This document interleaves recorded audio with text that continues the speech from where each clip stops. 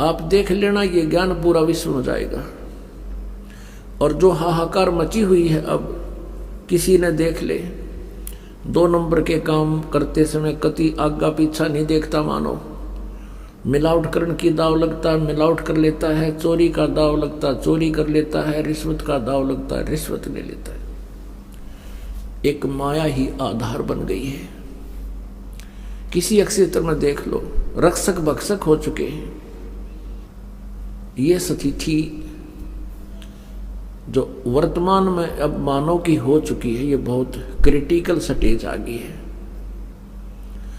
इज्जत रही नहीं, बड़े छोटे की शर्म रही नहीं। और माया के लिए आप देखते हो इतनी इतनी घटनाएं सुनते हैं। जब मंत्री, मुख्यमंत्री, प्रधानमंत्रियों को भी और जजों को भी ये कहा जा रहा है कि इनमें भी कुछ व्यक्ति घने भ्रष्ट हो चुके हैं, फिर आम जीव कैसे जीवेगा? उसको क्या आधार रह गया फिर जीने का? तो पुण्यात्माओं, इस काल भगवान का तरीका है दूसरा, ऐसे दुष्ट लोगों को सेट करने का। इस काल का तरीका है जैसे परशुराम जी को भेज दिया, उस समय यही स्थिति आ गई थी जो वर्तमान में इन राजनेताओं की आ चुकी है। तो उस समय उन्होंने क्या किया कि वो सब दुष्ट हो गए थे। अक्षत्रिय लोग विष्णु लोक से एक पुण्यात्मा भेजी गए थे और परशुराम जी ने सभी अक्षत्रियों को उनको काटा था, फरसे से मूछ दिया था, कती काट दिया था। और पूरी पृथ्वी पर कोई उन्नकमी आत्मा छोड़ी नहीं थी। इस तरह सेटिंग करता है युग काल। और कबीर परमात्मा कैसे सेटिंग करता है, ये समाधान नहीं है जो वो किया गया था। उसे ठीक है, कुछ दिनों के लिए कुछ डर भय बन जाता है, लेकिन अंतःकरण में जगह बनी नहीं। परमात्मा कबीर जी का जो तरीका है वो ज्ञान के आधार से मानव को सच्चाई से परिचित करा करके, अध्यात्म ज्ञान से परिचित करा के इसका उत्थान करता है।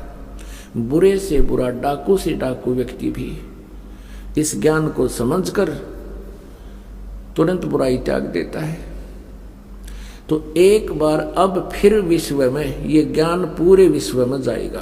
परमात्मा कबीर जी ने 600 वर्ष पहले अपनी वाणी में लिख रखा है कि धर्मदास, एक समय आएगा कलयुग में, पूरे विश्व में मेरी ही पूजा होया करेगी। जो भक्ति करेगा वो तो करेगा मेरी ही, ना करेगा वो अलग बात होगी।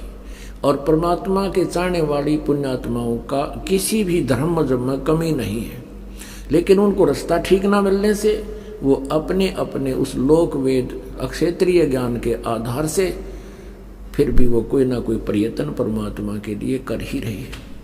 तो अब एक बार फिर पुनः ऐसी स्थिति आएगी जैसे सतयुग में थी।